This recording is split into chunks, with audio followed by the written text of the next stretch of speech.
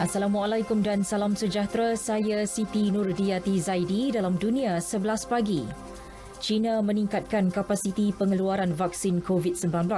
Timbalan Pengarah Suruhanjaya Kesihatan Negara Zheng Yizin berkata, vaksin keluaran China berbukti memainkan peranan penting dalam usaha global untuk menamatkan pandemik COVID-19.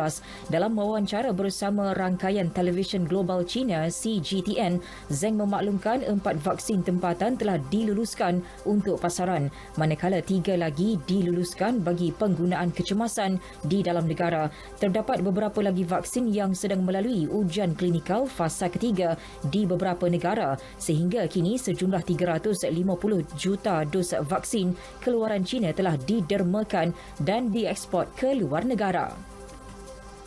Sementara itu, 100 bekas pemimpin dunia mendesak negara anggota kumpulan 7 G7 membiayai program vaksinasi COVID-19 global. Desakan dibuat menerusi sepucuk surat menjelang sidang kemuncak perkumpulan itu di England yang akan bermula Jumaat ini. Tegas mereka sokongan G7 dan G20 terhadap negara berpendapatan rendah dan sederhana untuk mendapatkan vaksin bukan satu tindakan amal. Sebaliknya, demi kepentingan strategik setiap negara.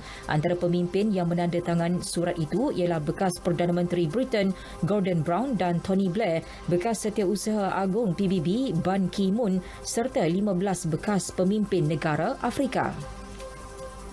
Keseluruhannya, jumlah kematian akibat COVID-19 di peringkat global telah melepasi 3.72 juta orang. Data terbaru Universiti Johns Hopkins menunjukkan Amerika Syarikat kekal negara paling teruk terjejas dengan 597,624 kematian. Diikuti Brazil 472,531, India 346,759 dan Meksiko 228,754 kematian. Pemimpin Boko Haram Abu Bakar Shekau didakwa telah meninggal dunia selepas meletupkan dirinya semasa pertempuran dengan pemberontak ISWAP. Dakwaan dibuat oleh Ketua Kumpulan ISWAP Abu Musab Al-Barnawi menerusi satu rakaman audio. Berita itu belum disahkan oleh Boko Haram, manakala tentera Nigeria sedang menyiasat.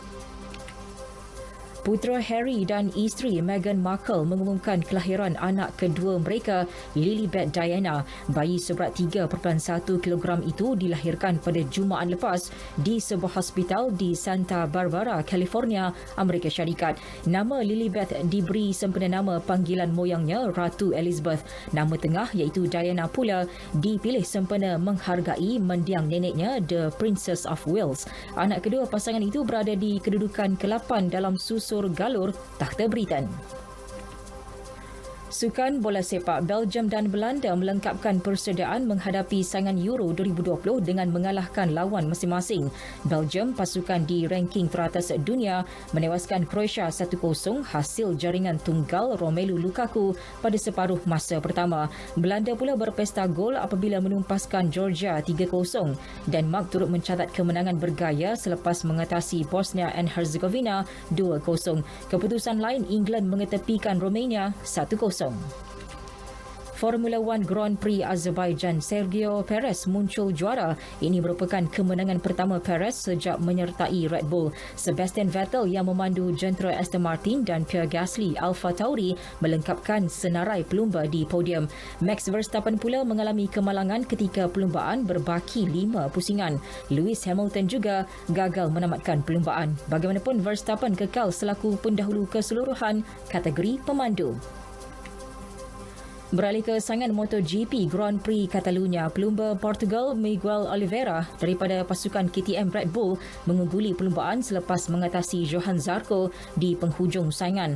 Pelumba Australia Jack Miller yang mewakili pasukan Ducati pula meraih kedudukan ketiga selepas pendahulu kejuaraan Fabio Quartararo dikenakan penalti 3 saat. Ini disebabkan penunggang Yamaha itu terbabas daripada lita perlumbaan 4 pusingan sebelum menamatkan perlumbaan. Pelumba dari Perancis itu turut menamatkan perlumbaan tanpa peralatan keselamatan selepas membuka jaket dan membuang pelindung dada. Quartararo bagaimanapun kekal di kedudukan teratas senarai pelumba, manakala pelumba Pramac Racing Zarco hanya ketinggalan 17 mata.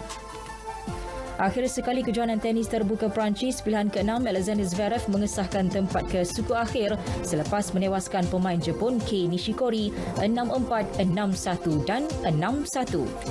Sekian berita yang disunting oleh Mas Niza Awang Kecik dari Pusat Berita RTM. Assalamualaikum.